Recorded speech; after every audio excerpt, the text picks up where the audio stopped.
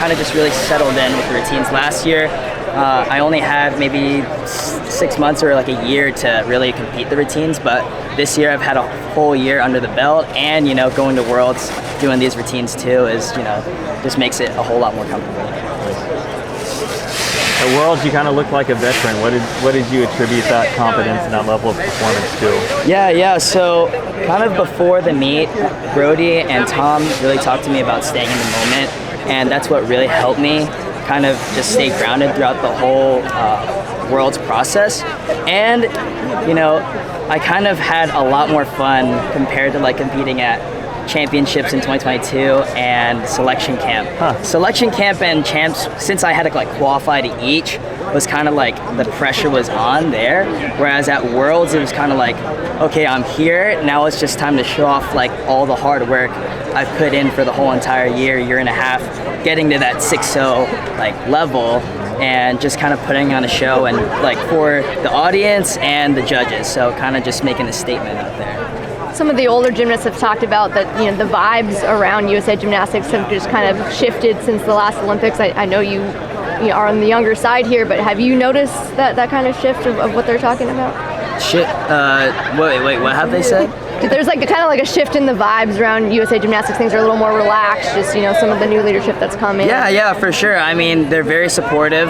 Brett and Jason are really supportive of us competing the hard stuff, and they're not afraid for us like to fall. They know there will be mistakes along the way, and it's just a matter of going out there and doing your best to compete those hard routines, because that's the only way we're going to be able to be competitive with China, Japan, and Russia. So really grateful for the staff of USAG these recent years. So. What do you think of the cat mascot? The cat mascot? Oh, you didn't? You were competing. They announced there's a cat. What? Mascot. Yeah, that's the new mascot. For USAG? Yeah. What? It's a friendly face cat right now, but they're going to do a naming competition. Okay. And it's they're going to name it, I think, on like Saturday. All right, well, I'll be ready for that, I guess. Go Cats, yeah. I really thought they would have the dog, Beacon, here. That was a lot of people's guesses, but they say like cats can, land on their feet. I think it makes sense as a cat person. Okay, fair enough. I'm a dog person, sorry. You referenced some of the top competitors. Where do you think the U.S. stacks up right now in terms of the international field and the medal chances at Worlds and the Olympics? It's hard to say. I mean, China and Japan are really up there. I know Russia hasn't really been able to compete and we haven't seen them, but I know just from the fact that like training videos, they're just working upgrades and just really up in the difficulty even more. So it's hard to say. Great Britain is really good, and they announced the team recently and it looks pretty solid. So, but I think I have the confidence that we can go out there and put on a medal, for Team USA. This would be the team to do it, and we have a lot of guys, and we're starting to create depth within Team USA, which is really nice. Like the guys competing out here, it makes it hard to kind of select the team. It's not just like 5 guys, right off the bat. It's just whoever has the better day. So it makes it really exciting, and I'm really excited to see where we'll place this Worlds. But we'll keep working hard, and it's all about that team medal at the end of the day. You referenced that difficulty. Are there more upgrades that you're putting in your routines, or is this kind of where you're at for your plan to Paris? For now, this is kind of where I'm at. I mean, like I said, I want to finish off this year with full comfortability with these routines, and then so when the Olympic year hits, no problem, just like, all right, turn your brain off.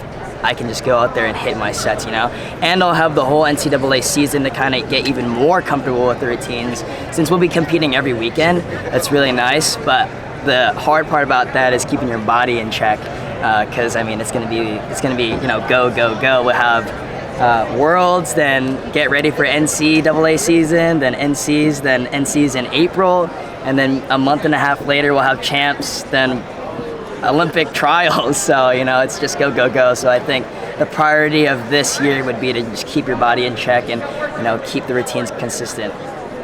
Did you feel hype with the audience tonight, being a kind of a home crowd?